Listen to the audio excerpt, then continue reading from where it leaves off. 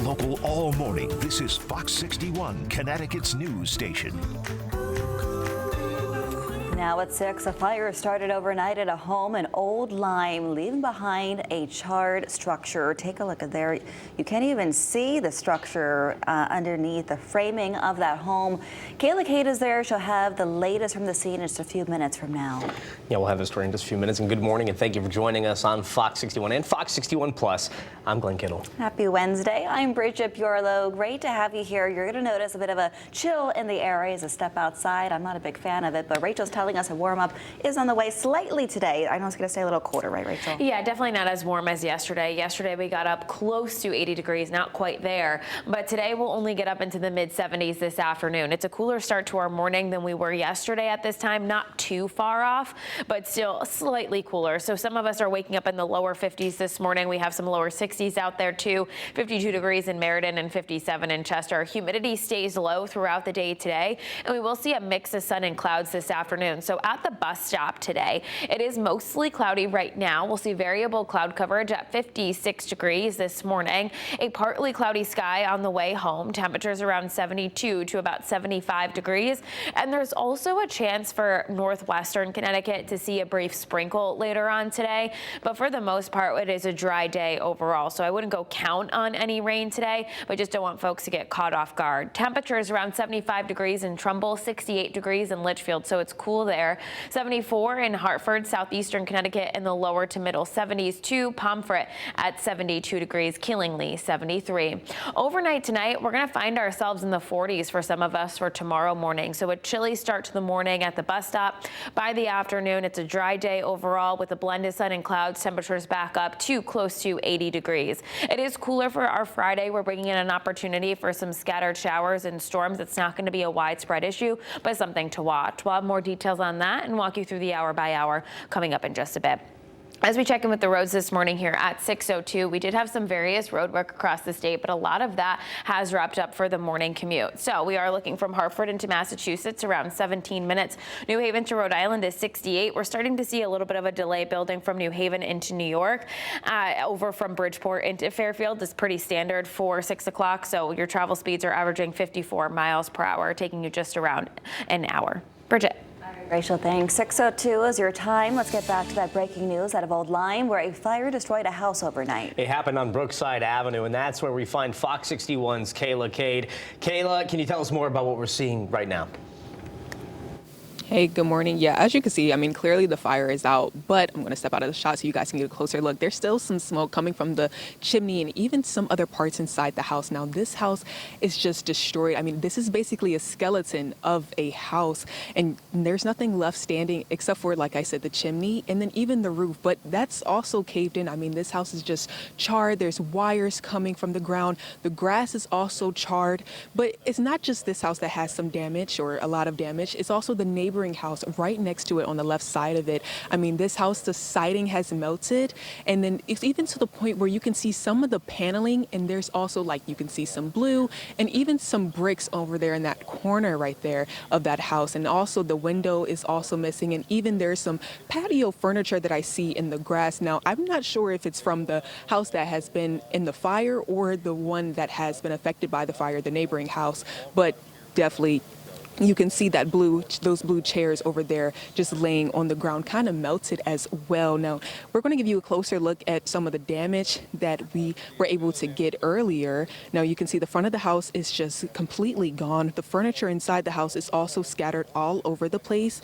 And even the house on the left side of it, as I said, the siding has melted. Now, we are still working to find out more details. Like, we don't know if anybody was in this house or that house, if anybody was injured, any firefighters were injured, or even how this fire got started. But they are investigating this fire, and we will let you guys know as we learn more details. In Old Lyme, Kayla Cade, Fox 61.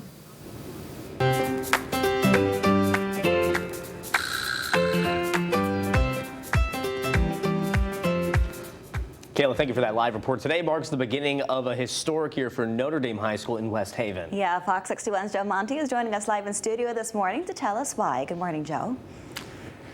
Good morning, Glenn and Bridget. Notre Dame High School was established in 1946, and since the beginning it was a boys-only school. But for the first time in almost 80 years, the school is now co-ed. We told you about the change when the school announced it last year. Well, today, teen boys and teen girls will be at this morning's student orientation. At the time of the decision to break tradition and make the school co-ed, they had a bit of a mixed reaction. The private school's president, Robert Curis, says this comes as part of an effort to strengthen enrollment at the school. A committee formed in 2023 spent months studying data that showed a downward trend for the number of young kids living in the state. For any school looking to bump up those enrollment numbers, that's not a good sign. Curis spoke more about the thought process behind the decision to become co-ed. Enrollment data, looking at census data, looking at options as well for what we could possibly consider. We need to be very cognizant that in order to have a wonderful school, we need to have a strong enrollment. This morning's orientation is at Notre Dame begins at 8 a.m. and we will be there. More about this historic decision for the school coming up in the next hour. In studio, Joe Monty, Fox 61. All right, Joe, thanks so much. And a number of students will be heading back to school later today. Yeah, and that includes students in East Lyme, Groton, Meriden, North Branford, and Simsbury. If you're heading out the door this morning, make it a great day. And we want to see your back to school photos. Just download the Fox 61 News app. Click the Near Me section to submit pictures. Tell us your name and your hometown, and you may see your picture on the air. Definitely dress for the first day success there. Unless you're me. Yeah, don't listen to Glenn. Don't wear sweatpants. 6:06 is your time. And happening today, the YWCA is expected to reopen its infant, toddler, and preschool programs. It comes just 1 month after the death of a 2-year-old, Santi Reynolds, who choked on food at that center. Fox 61's Alicia Hercules is in New Britain to share how people are reacting. A former client at the YWCA says the program's reopening just a month after Reynolds' death is simply too soon. Savannah Gonzalez's children were enrolled at the YWCA in New Britain in 2023 and 2024. She says she had several issues and made multiple complaints about the facility in the short time her children were enrolled. After a 2-year-old died from choking on food in the center in June, Gonzalez says she doesn't understand how anyone could send their child there. I can't fathom that, knowing that a child, a baby, has died in that facility. I could not put my child in there. The YWCA has had several violations dating back to 2020. Some of those violations include the facility failing to maintain well-constructed cribs to sinks not being up to par. The Department of Children and Families, along with the New Britain Police Department, are still investigating the circumstances surrounding 2-year-old Santi Reynolds' death. In a letter sent to parents Friday from the YWCA CEO Tracy Madden Hennessy, she says in response to the tragedy, the staff have established comprehensive CPR and first aid retraining for all child care staff, managers, and support staff. They're also implementing more emergency practice drills for medical situations, modified nutrition policies, and enhanced building security measures. I did reach out to the attorney representing Santi and his family. However, they declined to comment until the investigation is complete. In New Britain, Alicia Hercules, Fox 61. A Waterbury man faces charges this morning after police say a domestic incident turned into an hours-long standoff. We brought you this as breaking news yesterday morning. This was the scene of the standoff on Buckland Drive. Police say a woman reported a domestic incident with her ex-boyfriend, 38-year-old Devin Ramsabag. She also told police he allegedly went to her home and damaged her vehicle.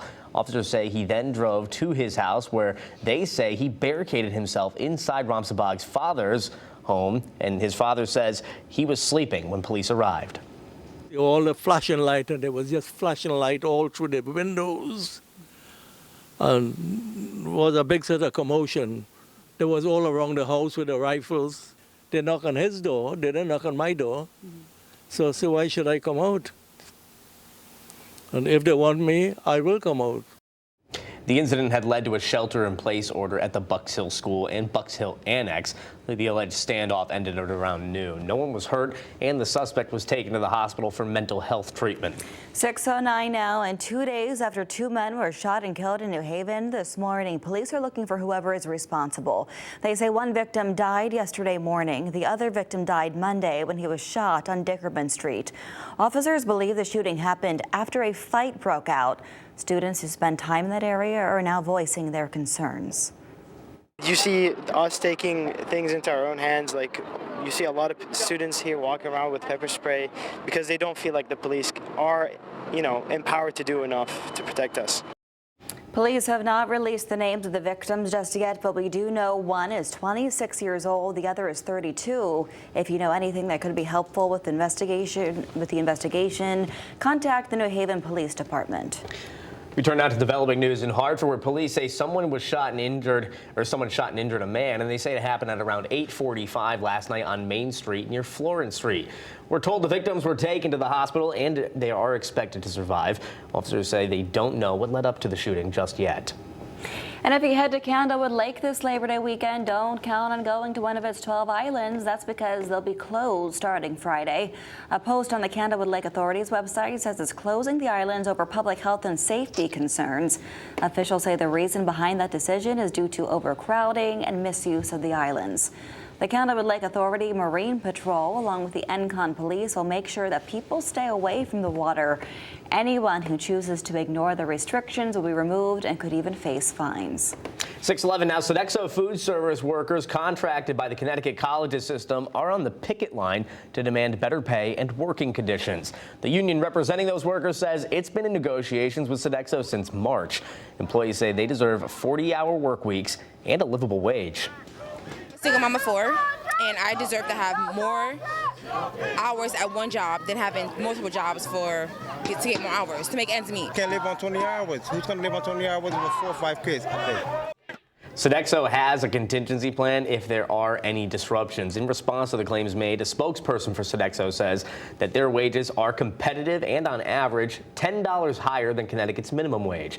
They write, quote, "We are in active discussions with Unite Here Local 217 and remain committed to reaching a mutually beneficial agreement that is fair and equitable for our employees, our clients, and the students and community.